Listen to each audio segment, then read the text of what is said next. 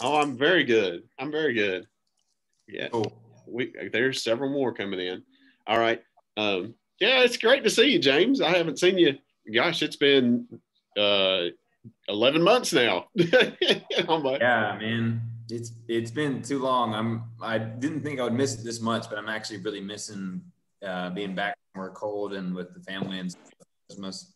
Yep. So Yep. it's yeah, it sneaks up on you. Oh, yes. Yeah, I bet so. I've never been gone that long. Yeah. So, Yeah.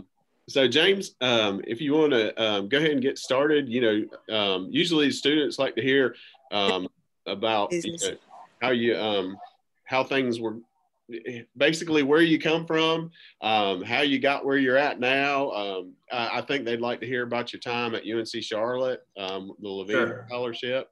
I think all of that is very important. So yeah. Okay. Yeah, definitely. So for everyone that's here, nice to meet you. My name is James. I was a student at Central Davidson, and I had the privilege of having Nathan Tonjo as my guidance counselor. And it's funny, the other day I had to explain to someone, sorry, I'll come back to this, but the community in Singapore where I live now is very diverse, and not every country overseas has a guidance counselor in their school growing up. I had to explain to them what a guidance counselor was. And sorry, before I say this, Nathan, are you still the guidance counselor at UNC Charlotte? Sorry, at Central Davidson, sorry. Oh, no, I'm sorry. Well, I've actually moved to Lexington Senior High School now. Okay, sorry. And I'm the career development coordinator here. Okay. No, that's all right. This is a new change. Okay. Well, congratulations. Sorry. But when Nathan was the guidance counselor at Central Davidson, I owe a lot of where I am now today because of him. And the way I had to explain Nathan's role when I've talked about Nathan before, Mr. Tonzo before, to friends of mine who had not had that resource in their life when he was at Central Davidson, was somebody that basically makes sure you succeed or helps you to succeed regardless of where you're at in terms of success or reputation or whatever. And I don't think that there are many people in a school, especially a high school, that have that kind of standing with I mean, when I was a kid, that was on everybody's side, that always had your back. So I want to say thanks first to Mr. Tonjo for everything you've done. And I can jump right into it, but do you guys have any questions before I start just with my little mini bio? Thanks for your kind words, James. And yeah, students, you are welcome to unmute and ask questions at any time, really. Yeah, please. Yeah, go ahead. What is your job like? So this is Tara. Nice to meet you, Tara. My job today, it's not a very sexy sounding job, if I can say that. I'm a key account manager for a logistics company. And basically what I do is develop logistics solutions for companies that are based in Singapore or elsewhere, and then sell those services that my company provides to them. But to make it sound more interesting, if you've ever seen a plane or a boat transporting people or otherwise, anything that's on that ship or that plane, most of the time, the way the cargo gets into the plane is like me. We sell services that make sure that things basically move. So to get the tube of toothpaste into your bathroom, it has to get from the factory to your bathroom somehow. My company does that. I sell basically that solution that gets it there. Does that answer your question? You're an entrepreneur? Okay. Does that answer your question, Tara?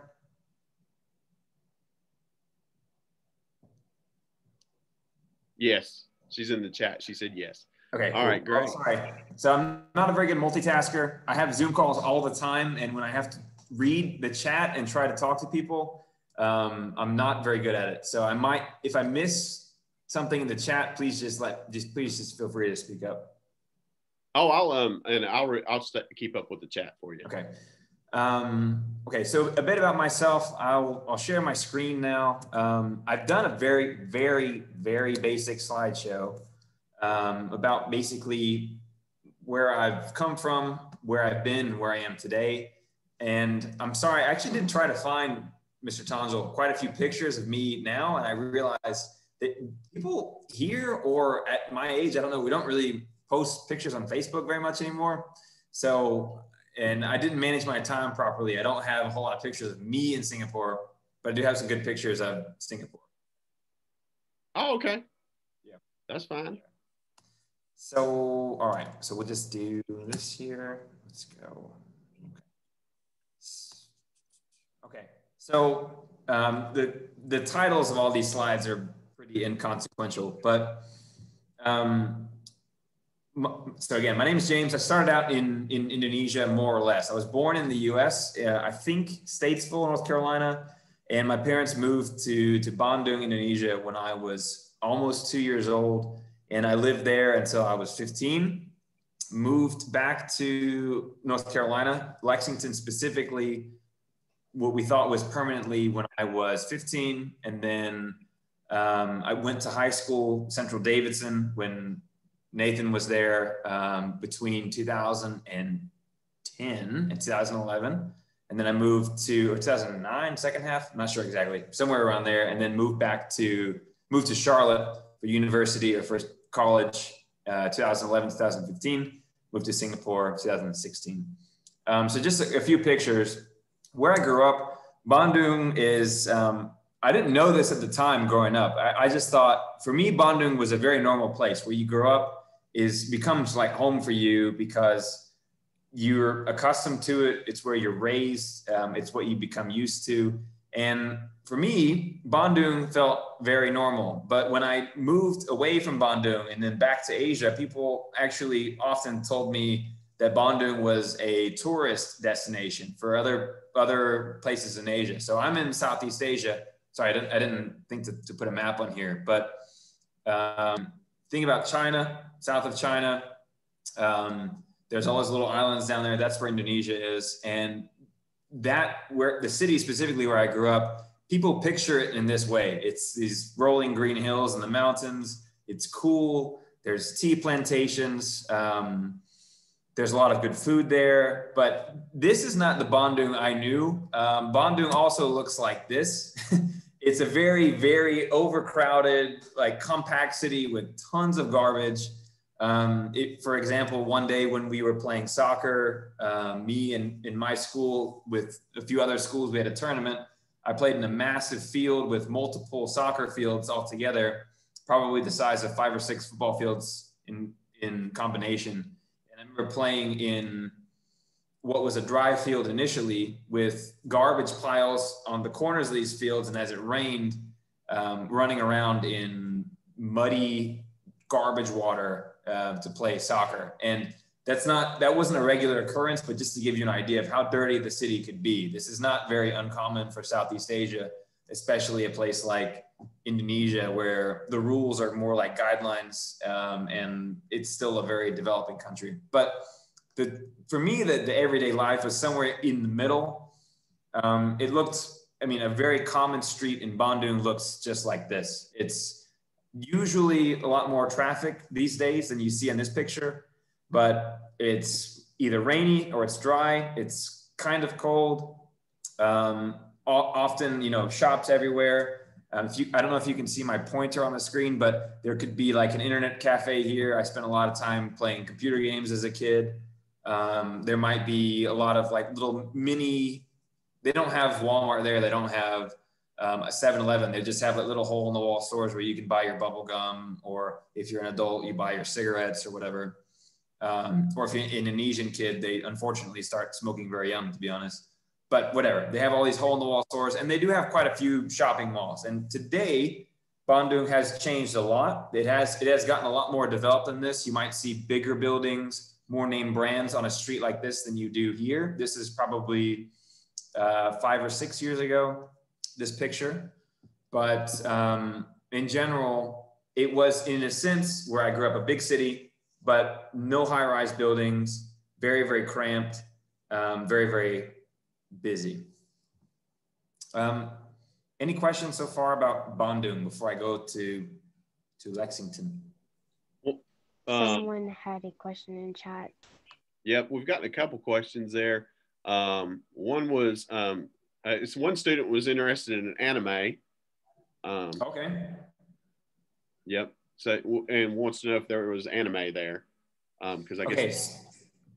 So anime in Indonesia, actually, I'm going to pause my screen just to get, because I should have put a map on this presentation and I didn't. Anime is not big in Indonesia.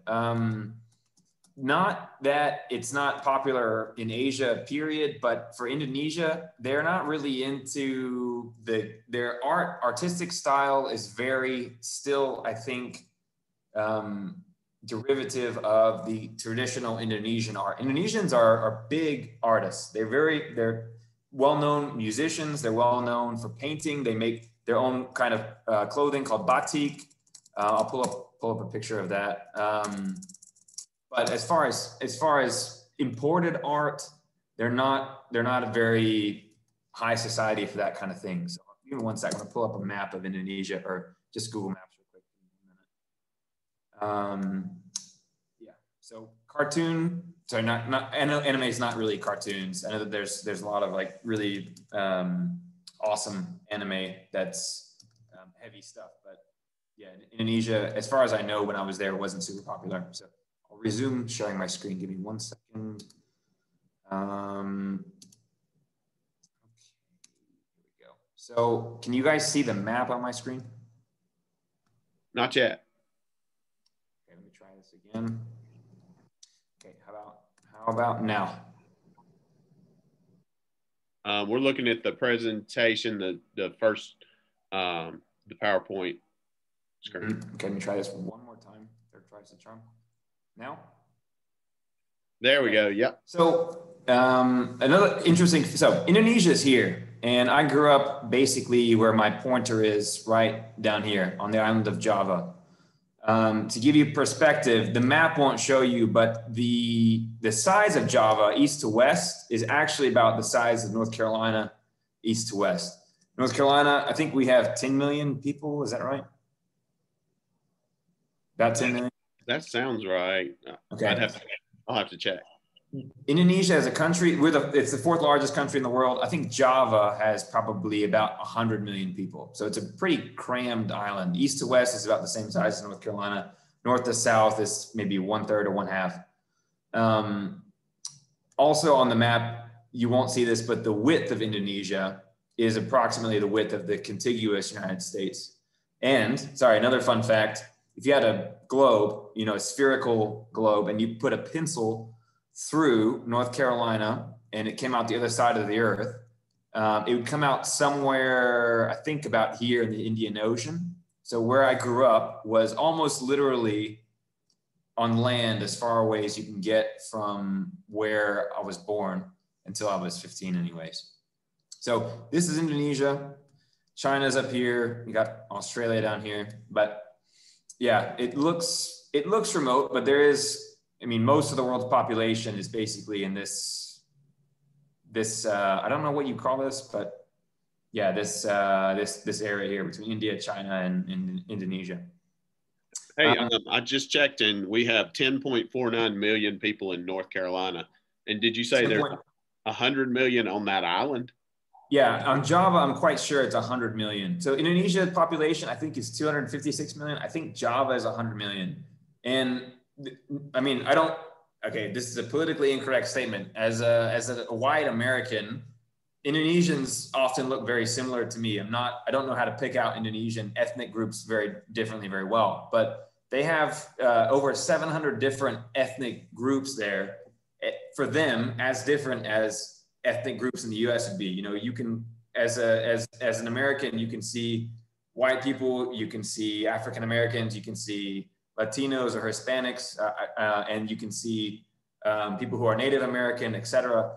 Indonesians, there are 700 different ethnic groups there, and all of them to Indonesians who, for people who are not from Indonesia, look kind of similar. For them, it's very, very diverse place. And then language-wise, I think that there are over 1,000 different languages in this country alone. And this is 256 million people. So it's a very diverse place.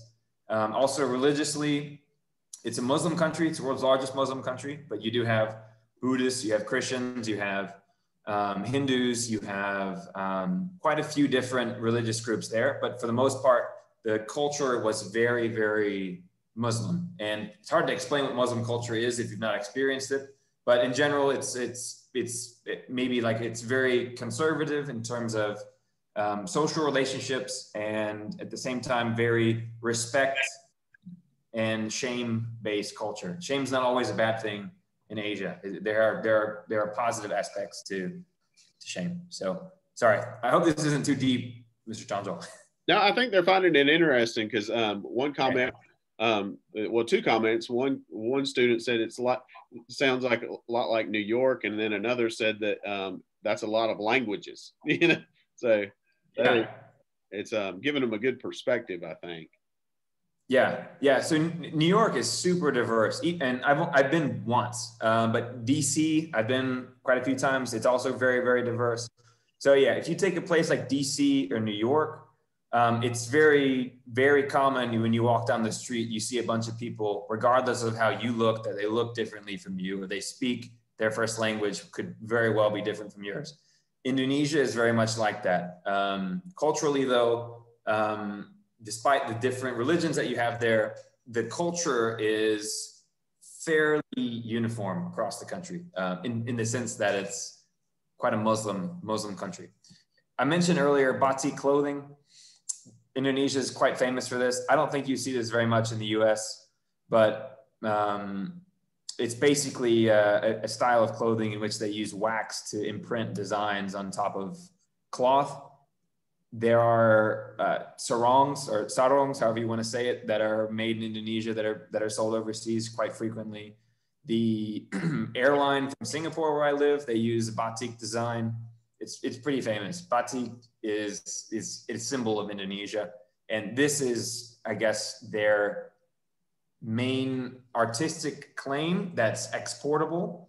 And back to what they import in terms of art, this is, would give you a reference as to what art is still based around today in Indonesia. At least when I was there, it was not very overseas or foreign centric artistic type. I'm not sure what the right word would be, but yeah, it wasn't very foreign centric. And I hope that answers the anime guy or girl's question. Sorry. Oh, that was good. Yes. Yeah. Okay. Should I continue? Yeah, go ahead. Okay. So after Bandung, I only have a couple really good pictures of Lexington. I didn't want to show you guys all my lame profile pictures when I had, slightly worse sense of style than I do now. But this was an awesome trip. This was our senior trip to Disneyland. Actually, sorry, this is technically not Lexington. This is Florida. But anyways, when I moved to Lexington, I was 15. I had been living in Indonesia my whole life, and I felt like a foreigner the whole time I was in Lexington, but I did make some good friends. And while I was in North Carolina, I did learn quite a bit. And at first, to be honest, I kind of hated the US. I just couldn't understand. Two things happened to me. I couldn't understand why things were the way they were. I did not understand why everybody liked trucks and chewing tobacco and guns and stuff. And I was just this very Indonesian mindset. I didn't fit in at all. And I don't know what changed, but I in some ways I became Americanized. Not that those things are American necessarily, but I finally so I was in the US for 2 years. By my senior year of high school, the second half, I finally started to kind of get it. Really made some good friends in high school. I think the two guys I keep up with the most are not even this picture, but Stuart Leonard and Matthew Honeycutt. I think me and Matt don't really keep up as much anymore, but Stuart and me and a few guys in the soccer team, we became pretty good friends. And that was kind of, for me, the beginning of becoming more of an American. And through my time in your picture. Sorry? We're not seeing your picture, James. Oh, I'm so sorry. No, that's all right. Yeah, we're still looking at the Indonesian clothing. Can you see now? No. What are you looking at now? You, whenever you were a little kid. Yeah, there's me in the background. But yeah, through so yeah, I started to understand American culture. It took a while. There's a thing called culture shock. This is the other thing that happened to me. When you move to a place that's just so different from where you've been for so long, it's really, really hard to understand, not just to understand, but to take in the differences that you see. And you would question everything. It sounds silly, but I couldn't understand why the roads the lines in the middle of the road were yellow, why grass was so neatly cut on the sidewalks, why pavement kind of looked the same everywhere on the curbs. I just couldn't understand all these things. And I would look and question everything. And it was kind of like being in a daze for 2 years or a year and a half. But honestly, I don't think that there are many better places than Lexington to get your feet wet into the US, because even though I think in a lot of ways I was really weird being in Lexington, being a foreign kid from Indonesia, so to speak, people in general were honestly quite curious and open-minded to, or not open-minded is not the right word, but open to, learning about something else. And the people that I ended up connecting with, some of them I still keep up with to this day.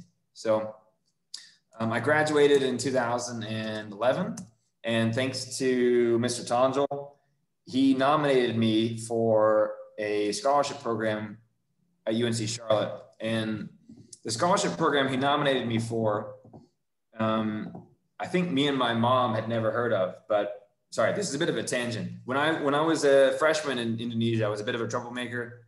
I got in a lot of trouble. I had 25 detentions my 8th grade year. I had several out of school and in-school suspensions my 9th grade year. My PSAT scores were basically that of a mentally challenged kid. And the principal told me that I was not going to be able to succeed beyond, marginal improvements. But thanks to some influential teachers, to my mom, to people like Mr. Tonjol, I improved where I was in terms of my SAT scores dramatically. I got Mr. Tonjol's nomination for the scholarship program that I was in, and I ended up basically having my choice for both the dream schools that I had in mind. So that was UNC Carolina, the real UNC, no offense to anybody who was going to another UNC. I didn't go there. And Wake Forest. I really wanted to go to Wake. Not sure why. I was super poor, and I would have been the poorest kid at Wake Forest. But my sisters went to Wake and UNC. We all talk crap about each other's schools. But I ended up taking UNC Charlotte as my choice because of the Levine scholarship program that Mr. Tonjol nominated me for. And the reason for doing that was because, one, they sent us, one of the great things that they did for us was they crafted 4 summer experiences. So I'll talk about the Levine scholarship program, Mr. Tonjol, in a second. Does anybody have any questions about the Lexington / me being weird and moving back to the US bit of things? I don't think nope, no questions. Okay. So Mr. Tonjol, how detailed do you want me to be about the Levine scholarship program? Just making it, just talk about it. Some of the exciting things about it, the opportunities you had because of it. Okay. Yeah. So it's a scholarship program at UNC Charlotte. And what their goal was to make ethical leaders out of academically proliferate students, if you will, and for us to use the additional training they were going to give us to become ethical leaders, to be positive influences in the community. That's kind of a mouthful, and I'm honestly paraphrasing or using my own interpretation of the program now. But what this translated for me as a college applicant and a student was lots of time in community service, a lot of four awesome summer programs, and lots of internships that they helped me to obtain, as well as additional help to make sure I made it through university with a decent GPA. Now, I did everything possible to sabotage my GPA when I was in college because I spent so much time out of the classroom. I will say this honestly, I had 6 internships in college. I cared way more than I should have, I think, about the external learning than I did about the classroom learning. But they made that possible, and they made it possible for me to graduate, with a decent GPA and good standing. So this is one of the programs that we did. Our first summer program, they sent us to Alaska. There were 15 of us at the time. I think maybe 16. Somebody, I can't count, but I think that there were 15. There might have been 15 of us. And we didn't know each other hardly at all. Maybe 1 or 2 of us had met before. There was a brother and sister in the group. I had met one of the girls in this program the summer before, and they put us in Alaska for a month, and they said, okay, walk around for a month and don't try to kill each other, and we won't give you enough food because we'll underestimate how much you can eat. And it was one of the hardest things I've ever done in my life. And every single day I was there, honestly, I thought I hated it, but when you're isolated from the rest of the world for a month, you really start to think very introspectively. You start to ask questions of yourself. How good have I been as a son, as a friend to my friends, as a brother, things like this, that I don't think I've had a moment in my life to date where I've been as physically challenged or as isolated, where I still have been thinking these same questions. And similarly, I didn't hate it as much as I thought I did at the time. I think I was just hungry the whole time. And evidence for this would be that today I still have dreams about the landscape in Alaska. We were in Alaska for 1 month, and the rolling green hills of Alaska, some of the things I've seen, I still desperately want to go back. And I think about 2/3 of maybe half the group could appreciate what they were in at the time. And the other half of the group, like me, didn't appreciate it. And now everyone 100% would speak very, very positively about this experience, both in terms of the challenges and in terms of the scenic beauty and the way we got to know each other that built cohesion for our entire university. We didn't all become best friends after this, but I knew any guy in this group, if I ran into him at a party and didn't know anybody there, he'd have my back, or a girl here, vice versa. In addition to this, they send you overseas for an internship. They give you some grant money to develop a nonprofit grant. They give you a lot of opportunity, but they did ask a lot from us too. So it was great summer in Alaska, first summer for university or college. And then this is just a picture of UNC Charlotte, us in our business clothes. I didn't really want to show any pictures of me playing beer pong or whatever. So yeah, probably a good idea. we play water pong. Yeah. So, yeah, that's fine. That's fine.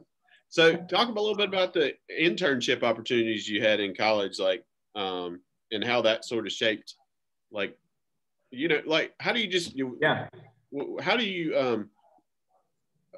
you just wake up and say, hey, I want to get a job in Singapore, basically, and how did that shape you? Yeah, great question, and a good segue for the next one, which would be Singapore. So I struggled in college trying to figure out what I wanted to do. It took me forever to decide really what I want. And to be honest with you, Mr. Tangel, I don't think I really figured out my quote unquote dream job until maybe a couple of years ago. Since I've been in Singapore for 4 years now. I don't think I realized it until 2 years ago. But even after adjusting to the US and becoming Americanized after a couple of years, I still felt very much this longing to be in Asia. And when I was in college, I started to realize that, and I was like, I don't know what I want to do, but I want to be a quote unquote businessman in Southeast Asia, which doesn't really mean anything. You can do anything and be a business person, right?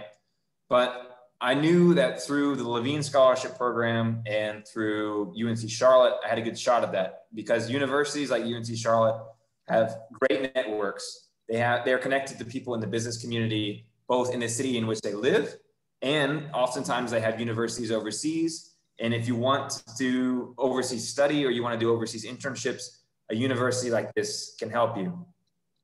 In terms of preference, I'll say this, in terms of process rather, when I decided, okay, I really want to go overseas to study, I started looking at the resources I had available. So Mr. Tonjo, how many people in this group are going to college versus doing something, like trade school or whatever? And I'm not like number one, like, I don't think everybody needs college. But I'm just curious. Hey, so guys, put in the chat what your plan is, or if you're going to 4-year school or not. Yeah, I'll open the chat real quick.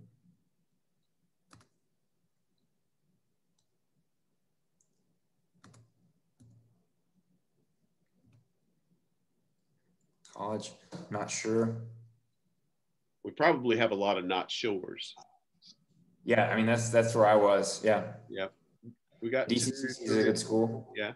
DCCC even has some study abroad stuff. I do know that. Okay. Yeah, we got several that are planning on going to college and some that just don't know.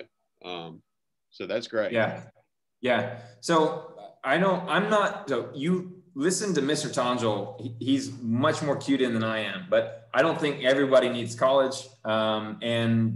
But if you want to study overseas, college is a great way to get into that. And through the university I went to, through UNC Charlotte, whether it's medical or acting,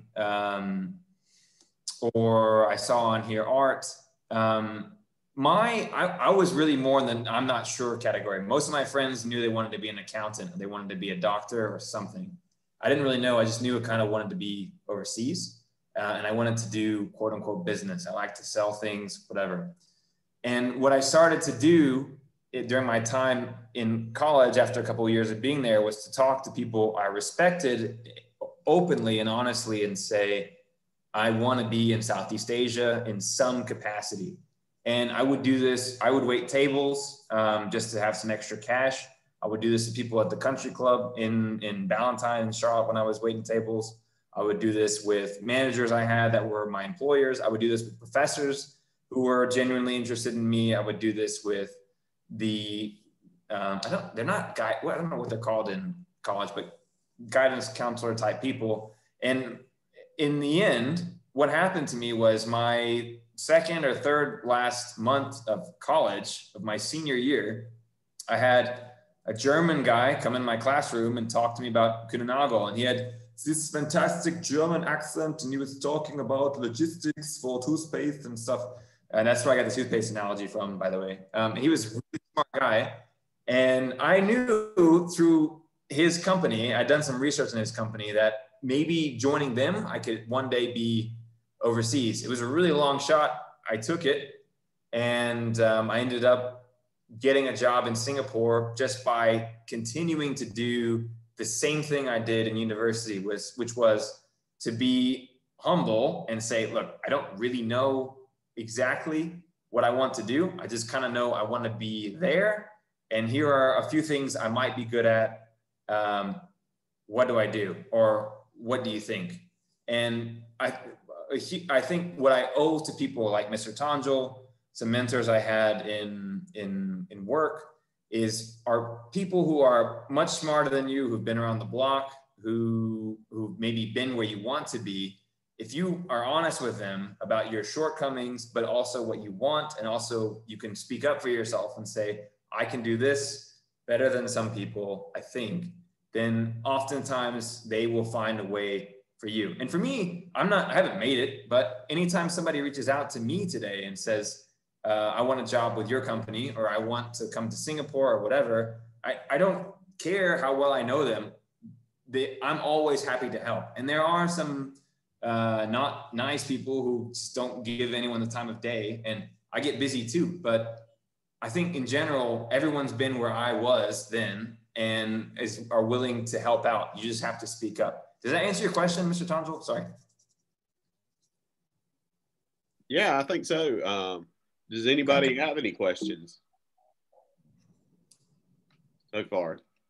I mean, I think that's great advice because a lot of us go through life and we don't know what we want to do. And, you know, just talking to people, I mean, it sounds very simplistic, but that's really what you have to do. You have to reach out to people you run into and, you know, like you did, you network. I guess that's a good way of putting it. You network with people and you, like you said, you humble yourself and you listen to what they have to say. And yeah, you can't oversell. And I will say this, I think everyone emphasizes the importance of networking. So I take that as for granted, but today, I don't know mentally how to strategically, or I don't know how to say it. I don't think about networking in the way that most people do. And I think maybe there's a maturity gap for me, right? But I did recognize then, and I still do now, saying what you want to do often enough, just like if you're in sales, you know, you want to sell Tupperware, you want to sell guns, or you want to sell Barbie dolls. I don't know, but you have to sell to so many people to get somebody to buy something. If you go up to enough people who actually care about you and say, I want to do this, I don't know, 9 or 19 out of 20 are going to say, no, thank you, or I don't know how to help you. But 1 or 2 of them are going to say, okay, I know this guy. And you talk to that guy. You have that first conversation 100 times. You have that second conversation 3 or 4 times, and you have the real conversation that matters once or twice. And then you take that next step. And that's kind of what I think I did in college, was have conversation a lot. Some people who were generous and were willing to vouch for me, said, here, talk to this guy. And then eventually I ended up interviewing with somebody in the company I was with in Singapore. Funny enough, the boss I had, the fantastic German accent boss in Charlotte that hired me, didn't want me to go to Singapore. He wanted me to stay in Charlotte. But the guy that mentored me in Charlotte, that connected me to the guy in Singapore, they both said, well, go to Singapore. So it was a tough decision, but yeah, I went to Singapore. So one of our students asked about how many career majors at Charlotte had, and you may not even know. Oh, yeah, I don't. Sorry. No, that's all right. I just like to say, like, here in North Carolina, all the UNC schools and even community colleges, you can do anything you can possibly think of. You can do, because like I know Charlotte's big. It's got a great business school. That's where you were in. What was your major, James? It was international business. Yeah, international business. That's what I thought. And you've got that. You've got they have engineering. They even have I know they have a nursing school. You can do just about anything at UNC Charlotte. But here in North Carolina, you can do anything from going to acting school. School, let's see, North Carolina School of the Arts has acting. You have UNC Wilmington has movie making. I don't know the technical name for it. You got there's fish farming. You can go to school to be a fish farmer. I mean, you can go to school to be a doctor or a dentist. I mean, you can do it all here in North Carolina, really. Anything you can do. So outside of North Carolina, North Carolina has a great reputation for higher education. And I think that also does extend to community colleges. And when I was in college, I think that a lot of people when you make it to college, you're kind of in this clique. But when you leave college and you join the working world, nobody cares anymore. Your employers, after your first job, don't care about the title of the school. They actually care about what you've learned. So my recommendation, in an ideal world for me graduating high school, I would have known exactly what I wanted to do, and I would have pursued that and then spent money on exactly what was going to get me to learn what I want to do. I didn't know. So a college or community college is a great place to figure that out. It can be an expensive place to figure that out. But what you need to think about, what I wish I had thought about, I don't think this would have changed anything for me, but employers really want to know that you've learned something. And a place like Charlotte, you get a lot of firsthand experience. I worked for the NBA for a summer. I worked for a very small industrial company for a summer. I went to China for a summer. There was a lot I learned. There's a lot I didn't learn too. I think I slacked off in a lot of ways. I wish I hadn't. I wish I had spent more time actually trying to understand accounting, which I find very boring, but it would have been very useful to me.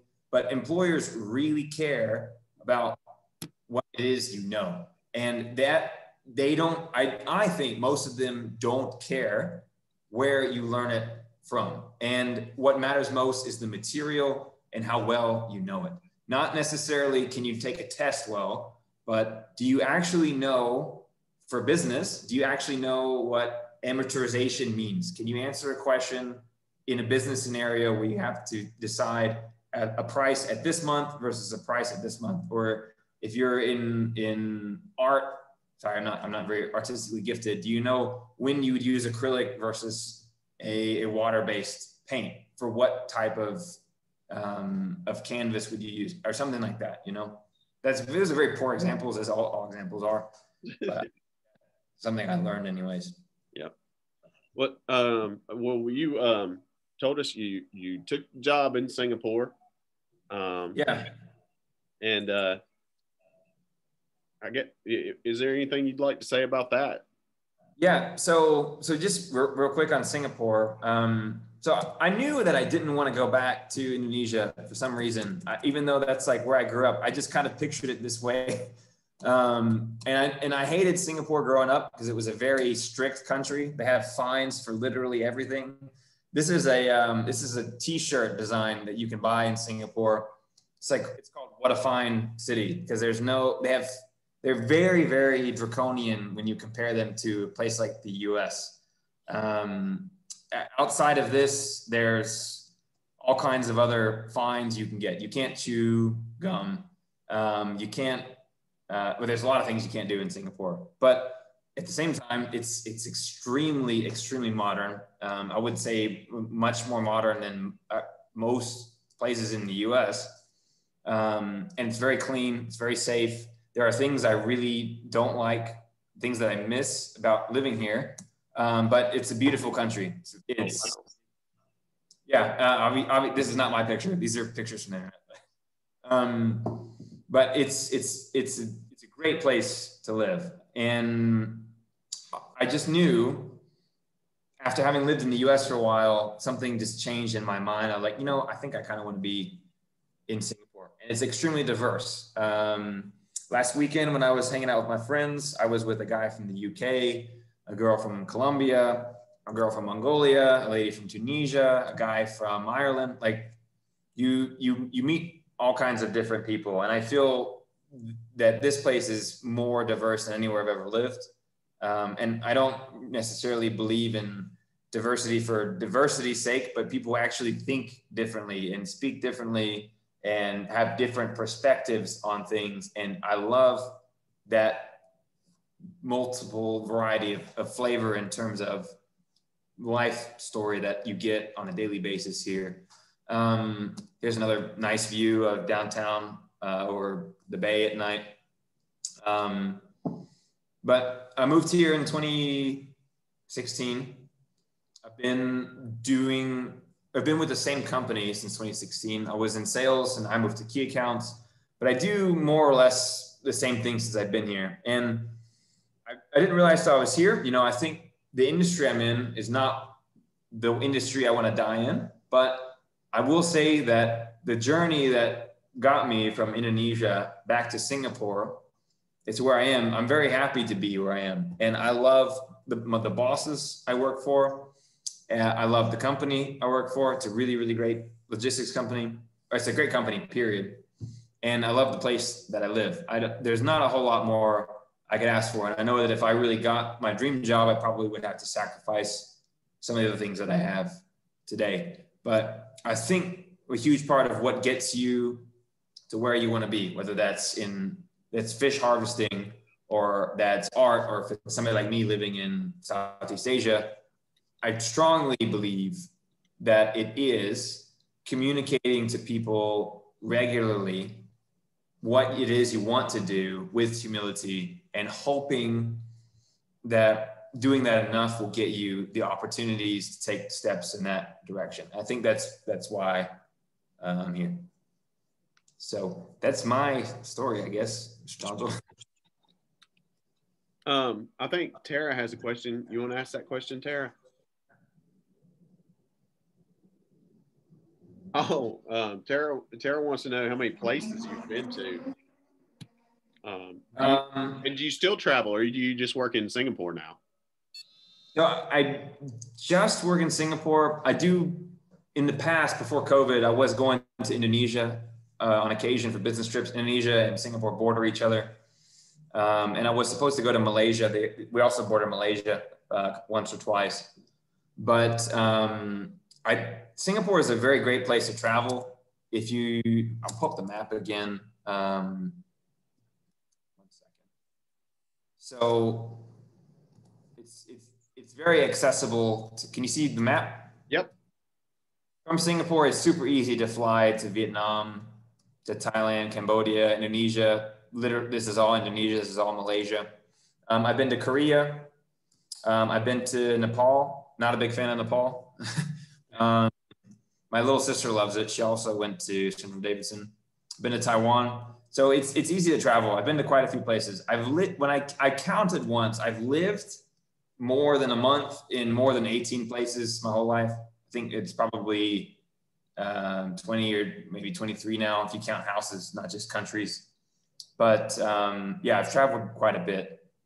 And continent-wise, I think the only place I've not been to is, I've never been to Africa. And I've never been to Australia. Never been to Australia. That's on the bucket list. That's cool. That's really cool. Nakia had a question. I think on that shirt, all the fines, there was one for no flushing. Is that really a thing? And what do they mean by no flushing? So, okay, I'll go back to that one. So no flushing. Sorry, it's not flushing. If you don't flush the toilet in a public restroom, they can fine you. Now, a lot of these fines, they don't impose. Playing annoying music is not, I mean, it is, it's not, that's not the terminology for it. But if you play music too loud off your balcony, then yeah, you can get fined. Not flushing, yeah, if you go to a public restaurant or a public bathroom, sorry, like in the subway or whatever, and you don't flush, they could fine you for that. This doesn't really get imposed, but you do see cameras everywhere. If I step out of my apartment now and go out in the hallway to the elevator, or I go on any street, there are cameras constantly watching you. Doesn't matter what you do. If you ever commit a crime, you'll get arrested. I'm shocked that people still commit crimes here, to be honest, but they're very, very strict on things that they care about. Flushing is not one of the things that they care about too much.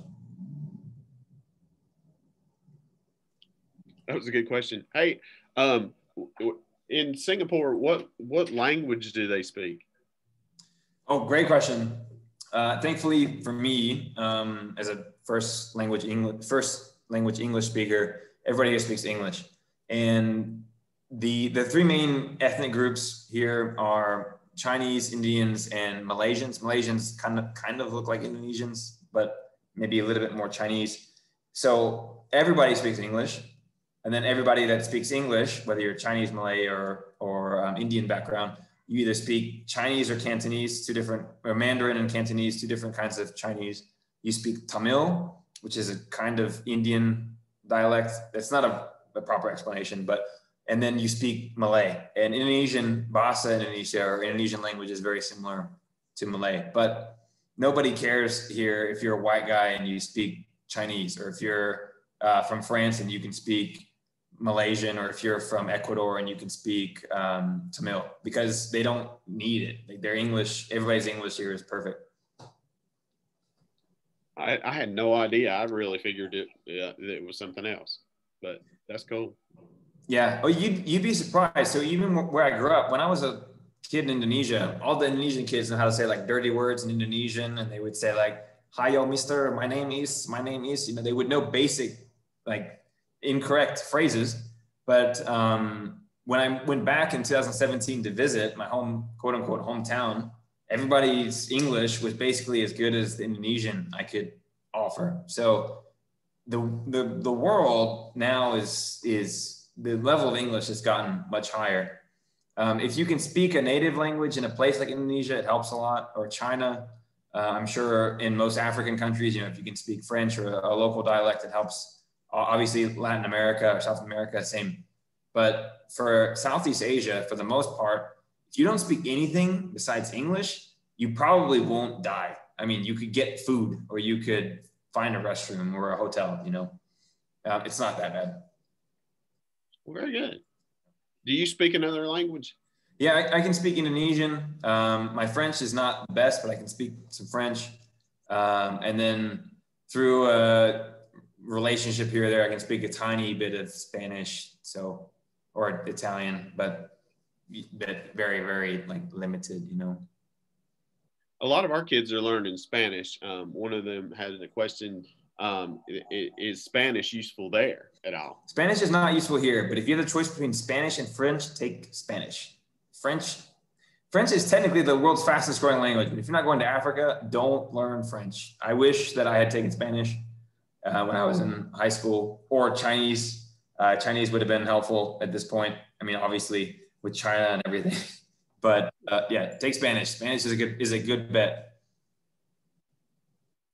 Thanks for the advice, James. No problem. We've almost had you an hour. Does anybody have any questions? This has been very interesting. I don't want to keep you longer than we already have. No problem. I hope that this was somehow useful, or you know, I don't, and that this wasn't boring for everybody that was listening in. I think we've had a couple kids that have had to go, and they've all told me that they appreciated it. So one student has a question. How did you start your business? Oh, he's asking, how did you start your business? You don't own your own business. You work for. Yeah, I work for the world's largest freight forwarding or logistics company, and I got that job through being at UNC Charlotte. Now, your company, do you ship things to the United States or just in that region? We do both. So the company I work for, we have offices everywhere, and if you think about like a UPS or a FedEx or DHL, they do effectively the same thing we do, but they do small shipments. You know, when you get an Amazon package, it comes to your door via UPS maybe. Excuse me, sorry. We do very, very large shipments, and I focus on food mostly. So I have a customer that for Singapore, Singapore imports all of its food. I went to the airport last year to watch a shipment of half-cut pigs come in, and there were probably a few hundred half pigs coming off of the airplane, getting loaded into a truck. And I've never seen that many dead animals in my life. I love meat, but it's just like, it blows your mind sometimes, the scale of consumption, even a small country like Singapore, 5.5 million people can have. But yeah, we do everything. We do export to the US. For Asia, so for China, obviously we export a lot of stuff to the US, but from the US, for my job, we import American blueberries, we import I'm trying to think. A lot of American frozen meat, fresh produce, so peaches, blueberries, things that are better in the US than anywhere else. And then product, like, other things, we do import some things for smartphones, some things for cars. Just depends. Yeah. Just a little bit of everything. Yeah. Yeah. So, I mean, in your phone, I don't know how many countries are in here. I would guess, I don't know, a couple dozen countries are present in your phone just because of where different things are made. That's really cool. Yeah. So your company basically is like UPS or FedEx, but that's how we get our iPhones. That's how you guys get blueberries. So. Yeah. So UPS gives you this. I ordered this from Amazon, and it came to me via courier, via UPS. But a forwarder would ship not the individual phone to your door. They would ship the lens on the camera, and they would ship 1 million of them over the course of a few months to a factory that puts it in your phone, kind of. Yeah. Very cool. Very cool. Does anybody else have any questions? We're going to let James go here in a moment because it is either are you going out tonight or is it time for bed? No, I'm thinking I'm going to have a long night tomorrow, so I'm probably going to go to bed here soon.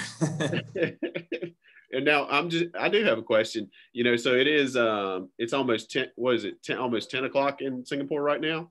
It's almost 11, the daylight savings time. Yeah. I'm super anti daylight savings time now that I live in Asia.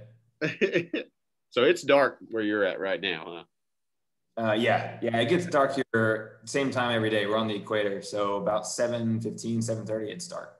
Okay. All right. Tara wanted to know, I think you said this, but what do you like your job? Yeah, I would say I do. And I would say there are days I love my job. And I would say also there are days I hate my job. But I love the company I work for. I love my bosses. I love the people I work with. And I love where I work.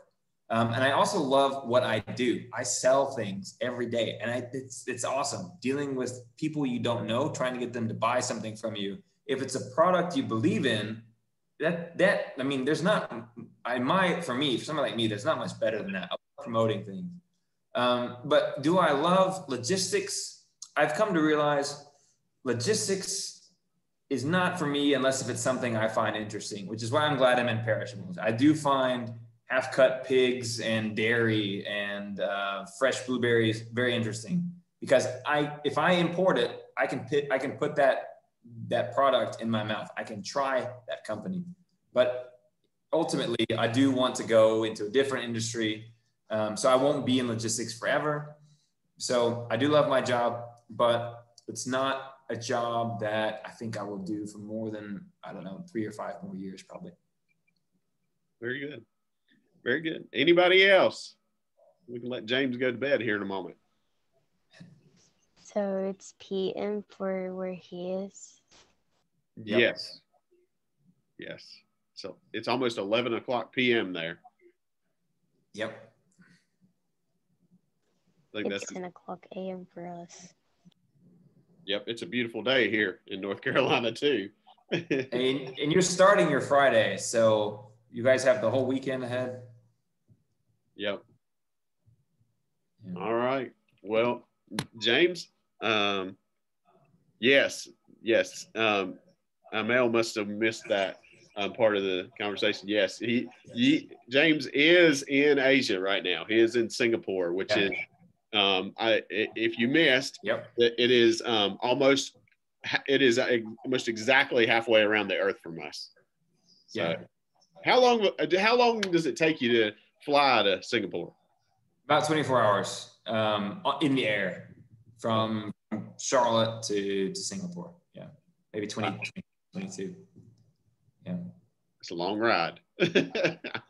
Yeah, the whole trip used to be about 48 hours with layovers. Now there's so many more flights. It's faster. It's probably a 30-hour trip now, and that's 24 hours in the air. Wow. Yeah. I have a question. Yeah.